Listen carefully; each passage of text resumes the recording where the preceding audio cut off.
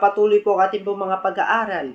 Ang susunod po nating tatalakayin mga kapatid about po, may pinamagatang, yung mga bagay na nagagawa ng pananampalataya. Sapagkat mahalaga po yan na magkaroon tayo ng matatag, matibay na pananampalataya. Bakit po?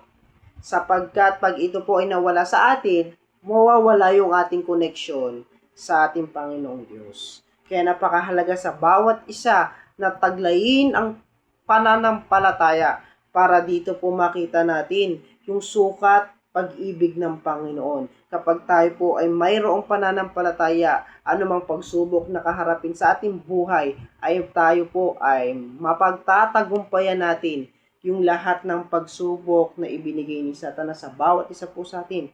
Kaya ano po ang mga bagay na nagagawa ng pananampalataya? Ano po ang dulot ng maganda po sa atin ito? Basahin po natin, ito po ay patungkol po kay Pedro na hiningi ni Satanas upang subukin sa pananampalataya. Basahin po natin mga mahal na kapatid at pakinggan nyo po at sa buhay. Unawain po natin mga kapatid spiritual para ito ikabuhay ng bawat isa sa Lucas sa chapter 22 verse 31 hanggang 32. Maliwanag ganito po ating pong mababasa. Simon, narito, hiningi ka ni Satanas upang ikaw ay maliglig niyang naggaya ng trigo. Datapwat ikaw, ipinamamanhi ko na huwag magkulang ang iyong pananampalataya at ikaw kung makapagbabalik ka na muli ay magpapatibayin mo ang iyong mga kapatid. Makikita natin dito po sa ating binasa kung paano nakinuha mula sa alagad ng ating Panginoon, si Apostol Pedro. Ang tawag po sa kanya ay Simon, yan po ay si Pedro, si Simon Pedro. Ang sabi po, Simon, narito hiningi ka ni Satanas upang ikaw ay magliglig niyang gaya ng trigo. Sa mga tuwid, hiningi niya ni Satanas mula sa Panginoong Diyos si Simon sa kanyang mga alagad. Bakit po? Para po subukin. Kasi po mga kapatid, kung uunawain po natin ito mga kapatid, ang nangyari po kasi dito mga kapatid, dito po, kung uunawain po natin siya spiritual, nag-usap yung demonyo o si Satanas at ang ating Panginoong Diyos face to face. Ang tanong po ni Satanas sa ating Panginoon, kaya mo lang naman pinagpapala, kaya lagi sumisigla yan yung mga alagad mo dahil pinagpapala mo. Subukan mong tanggalin yung biyaya at pagpapala mo sa kanila at naway sila mo subukin. Dito mo makikita kung sila pa talagang tapat pa sa iyo. Kaya pinagkaloob ng ating Panginoong Diyos, binigyan ng authority si Satanas para siyang magbigay ng mga pagsubok sa ating mga buhay. Kaya hindi po ang Diyos ang nagbibigay ng pagsubok, kundi si Satanas, sapagkat binigyan ng authority ng Panginoon si Satanas. Siya po ang magbigay ng mga pagsubok. At sino po ang isa sa mga hiningi ni Satanas sa kanyang mga alagad? Si Simon. Si Simon po ay napakatapat sa Panginoon. Pero dito makikita po natin siya po hiningi ni Satanas para po ng pagsubok. Pero ano pa, bago ibigay ng Panginoon, si Pedro o si Simon kay Satanas, ano po yung ipinapahiwatig ng ating Panginoon sa kanyang mga alagad at sinabi niya sa kanya, ano sa ba? Verse 32, datapwat ikaw ay pinamamanhik ko na huwag magkulang ang inyong pananampalataya. Sa makatwid, bago pa ibigay ng Panginoong Jesus si Simon kay Satanas, ay siya po ay binigyan na ng basbas. O ito po yung pananggal lang o shield, protection ni Pedro para kung ano man bigay ni Satanas ng problema sa kanya at pagsubok, ito ay makakayanan ni Simon Pedro. Ang sabi po niya, datapwat ikaw ipinamamanhik ko. Ang nagsasalita po sa talata ang ating Panginoong Hesus. Ang sabi niya, huwag magkulang ang iyong pananampalataya. At ikaw kung makapagbabalik ka ng muli ay pagpapatibayin mo ang iyong mga kapatid. Dito makikita po natin mga mahal na kapatid na ito po ay talagang pahalagahan po natin. Pinapahalagahan talaga ni Pedro yung kanyang pananampalataya na ibinigay ng ating Panginoong Hesukristo. Makikita po natin mga kapatid ay talagang mahirap ang sinapit ni Simon sapagkat talagang malala kung magbigay si Satanas sa mga pagsubok. Subalit, si Simon po ba ay nanghina ng lupaypay? Hindi po, kundi siya po ay nagtumibay sa kanya sapagkat matibay ang kanyang pananampalataya sa ating Panginoon. Kaya ano pa po ang makahalagahan ng pananampalataya o ano po yung nagagawa ng pananampalataya sa ating buhay? Basahin pa natin ang Hebreo G5, maliwanag na ganito po atin po mababasa mga kapatid. Na huwag nating pabayaan ang ating pagkatipon na gaya ng ugali ng iba, kundi mangag-aralan sa isa't isa at lalo na kung inyong namamalas na nalalapit na ang araw. Dito po makikita po natin na tayo po ay patuloy na pinapangaralan ng ating Panginoon. Sabi niya na huwag natin pabayaan ang ating pagkakatipon. Kaya dito po makikita po natin, dito natin mapagpapatibay ang ating pananampalataya kung tayo po ay iniingatan natin at hindi natin pinababayaan ang ating pagkakatipon para sambahin ang Diyos na makapangyarihan sa lahat. Sabi niya na huwag nating pabayaan ang ating pagkakatipon na gaya ng ugali ng iba. Dahil yung iba kasing mga kapanampalataya po natin pagdating sa pananampalataya ay hindi po nila iniingatan yung pagkakatipon, kundi sila po ay winawalang kabuluhan lamang lahat ng kanilang ginagawang paglilingkod sa Panginoon sapagkat hindi tunay o hindi po yung tunay na talagang Panginoon ang kanilang gustong sambahin, kundi yung kanilang mga sarili. Dito makikita po natin na huwag nating pabayaan. Bakit sinasabi ng Biblia na huwag nating pabayaan nating pagkakatipon? Sapagkat ito po ay napakahalaga sa bawat isa po sa atin. Ito po ay dito po natin makikita yung kung ano yung magagawa ng pananampalataya po sa ating buhay.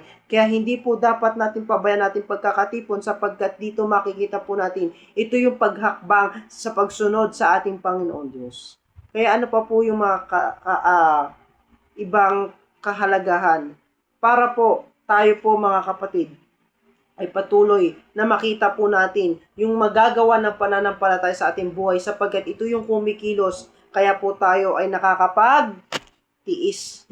Basahin po natin ang Hebreo 11, 1 hanggang 2. Ngayon, ang pananampalataya ay siyang kapanatagan sa mga bagay na hinihintay, ang katunayan ng mga bagay na hindi nakikita, sapagkat sa pamamagitan nito, ang mga matanda ay sinaksihan. Dito makikita po natin mga kapatid, na yung pananampalataya na ating pong tinataglay ay siyang kapanatagan sa mga bagay na hinihintay. Sa makatwid, yung pananampalataya po, yan ang kahulugan po ng pananampalataya, yung ating sampalatayanan, yung mga bagay na hindi natin nakikita o yung pagsunod sa ating Panginoon. Kaya hindi po dapat bitawan ng bawat isa yung kanilang taglay na pananampalataya. Sa halip, ito po yung kanilang maging buhay sa kanila para po patuloy kahit anong pagsubok man na ibigay ni Satanas sa bawat isa sa ating mga pagsubok na mga mabibigat, hindi tayo madadaig sapagkat sabi ng Panginoong Hesus, huwag kayong mawalan ng inyong pananampalataya. Makikita po natin roon na kung paano tayo binabalaan ng Panginoon o pinapayuhan para po tayo ay makapanaig sa kanyang salita at hindi po tayo maligaw anuman ang atin pong gawin, ang ating Panginoong Diyos ang patuloy na kasama po natin. Siya po, lagi po natin siyang ipagpauna sa lahat ng ating pong gagawin at sa lahat ng bagay. Sapagkat kung hindi dahil sa Panginoon, ay wala po tayo sa ganitong magandang pamumuhay. Wala po tayo ngayon sa ganito kung ang hindi po ang Panginoon, mahal na tayo.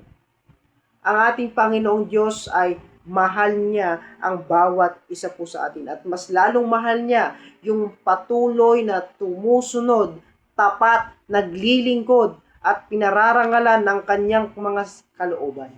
Kaya makikita po natin mga kapatid, dito po makikita natin yung pananampalataya na siyang mismong gumagawa sa atin.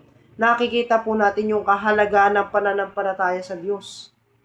Yung mga bagay na hindi pa natin nakikita, buhat pa ng lalangin ng sanlibutan, ay malinaw na makikita po natin sapagkat mga kapatid, kapag atin pong sinasampalatayanan yung mga bagay na hindi pa natin nakita, kahayagan na matatag, matibay ang ating pananampalataya. Kaya ito pong isinare ko sa inyo naway maisabuhay ng bawat isa. Tumimo sa kanyang mga puso at isipan at patuloy siyang sumunod, manikluhod at sumamba sa Diyos na makapangyarihan sa lahat na siyang nagbibigay ng lakas sa lahat ng mga taong nanghihina, nanlulupaypay na walang kapakapag-asa na at hindi niya na inasa ng kanyang buhay, kundi mga kapatid, siya po ay tutulungan ng ating Panginoong Diyos sa lahat man ng kaniyang ginagawa. Amen! Praise the Lord! Kaya dito po mga kapatid, hanggang dito lang po ang aking pong ipaglilingkod at po sa inyo ipag-aaral. Marami pa po sa mga susunod po nating mga video, sa susunod pa nating mga upload, sa susunod pa nating mga ganitong pag-aaral. Naway mga kapatid, pakisamahan niyo po ako para po tuluyan po at sama-sama po tayong magkamit pagdating ng takdang panahon sa labungin natin ng ating Panginoong Diyos sa hangin, sa alapaap, para po pagdating man ng takdang panahon, pagtakda ng dumating man ang araw ng paghuhukom, tayo po ay makasama, mapasulat sa aklat ng buhay at makasama ang Panginoon habang buhay doon po sa bayang banal na inilalaan niya sa lahat ng taong tapat na patuloy sumusunod sa kanya, nagtiis, naghirap dito sa atin sa pamamagitan ng kanyang salita lamang. Kaya mga kapatid, nais ko pong kayo ay mabigyan ng magandang isipan. Yung mga bagay na dapat taglayin natin, yung katulad ng pag-iisip ng ating Panginoong Hesus. Sapagkat napakaganda yung pag-iisip ng Panginoon kaysa sa isip natin.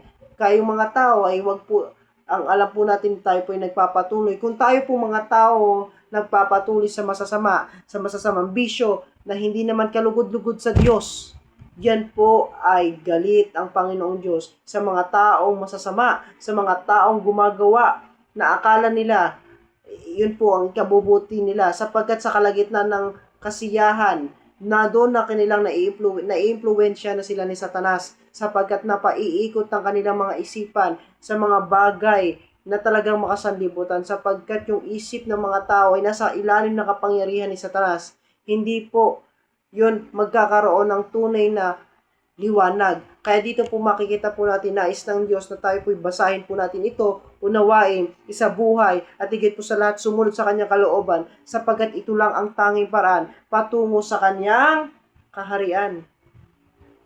Kaya mga kapatid, hanggang dito na lang po. Naway mga kapatid, isabuhay ng bawat isa ang salita ng ating Panginoong Diyos at makapanindigan po tayo sa kanyang aral. Salamat po mga mahal na kapatid. Salamat po sa inyong lahat.